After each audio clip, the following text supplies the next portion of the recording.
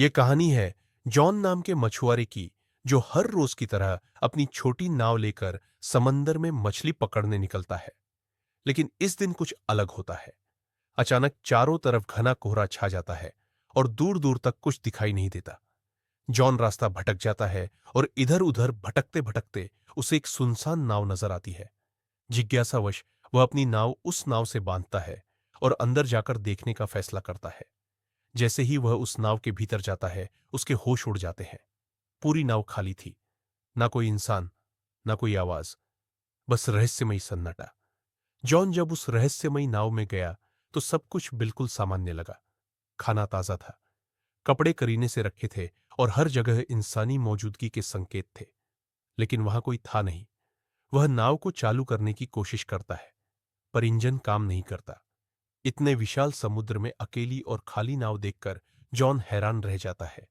वह दूरबीन से चारों ओर देखने की कोशिश करता है, शायद कोई पास में हो, लेकिन घना कोहरा सब कुछ ढक चुका था।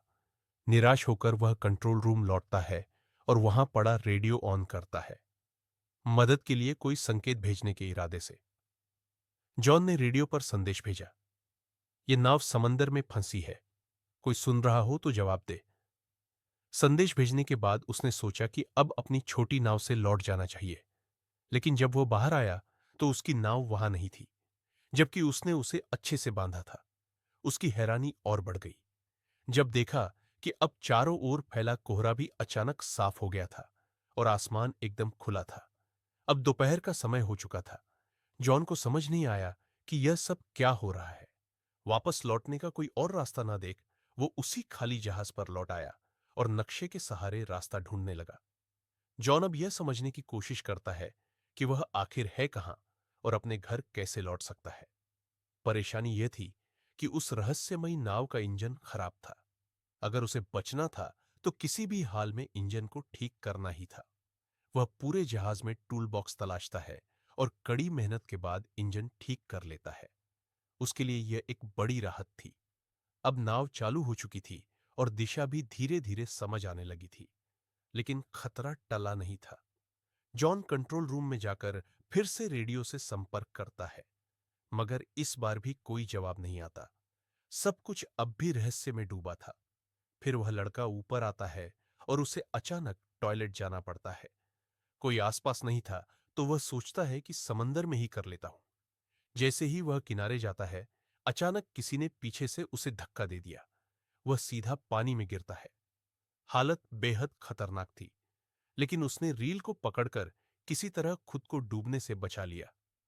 हवा और पानी का दबाव इतना ज्यादा था कि वापस नाव तक आना मुश्किल हो गया। मगर उसने हार नहीं मानी। हिम्मत जुटाई और धीरे धीरे रील के सहारे खुद को खींचते हुए फिर से नाव पर चढ़ाया। इस सब के बीच उसका काम पूरा नहीं हो पाया तो वह दोबारा टॉयलेट जाने लगा।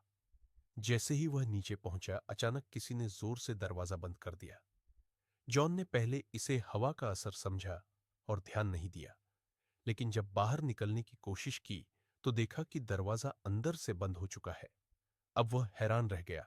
उसने दरवाजा खोलने की हर कोशिश की, यहां तक कि जेब से एक सिक्का निकालकर ताले में फंसाकर भी खोलने की कोशिश की, मगर सब बेकार गया। अब उसे लगने लगा कि इस जहाज पर वह अकेला नहीं है।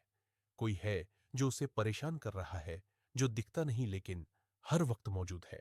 उसे लगने लगा जैसे कोई उसके साथ बेरहमी से खेल रहा हो। वह जोर से चिल्लाया, कृपया जो भी हो दरवाजा खोल दो, मैं कोई चोर नहीं, बस देखने आया हूं। लेकिन कोई जवाब नहीं आया। अब उसे समझ आ गया कि मदद की उम्मीद बेकार है। वह कीबिन की तरफ बढ़ा और अंदर जाकर जो देखा, उससे उसकी रूह कांप गई। वहां खून के धब्बे थे। डरावना माहौल था, पर उसने डर को नजरअंदाज किया और एक कैंची उठाकर दरवाजा खोलने की कोशिश की। लेकिन ताला अब भी नहीं खुला। तभी पूरी नाव जोर जोर से हिलने लगी, जैसे कुछ बड़ा होने वाला हो। जॉन बेहद घबराया हुआ था।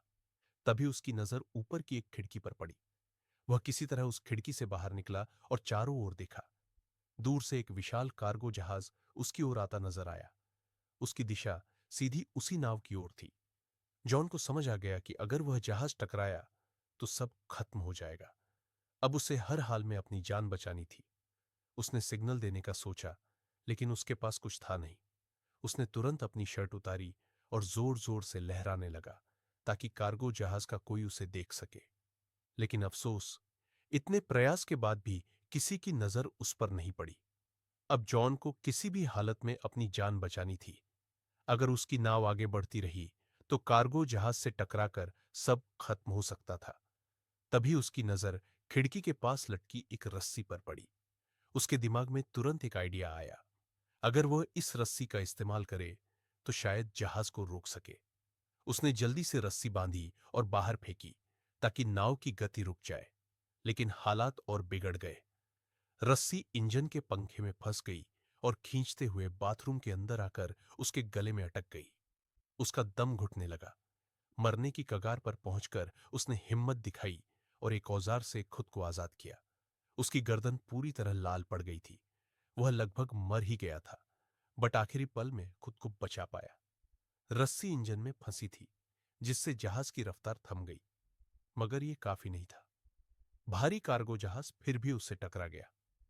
जोरदार टक्कर से उसका जहाज बुरी तरह हिल गया और जॉन जमीन पर गिरकर बेहोश हो गया। उसके सिर में गहरी चोट लगी थी। कुछ देर बाद जब उसे होश आया तो उसने देखा कि बाथरूम पानी से भर चुका था। मगर सबसे हैरान करने वाली बात यह थी कि वह समुद्र का खारा पानी नहीं बल्कि एकदम साफ और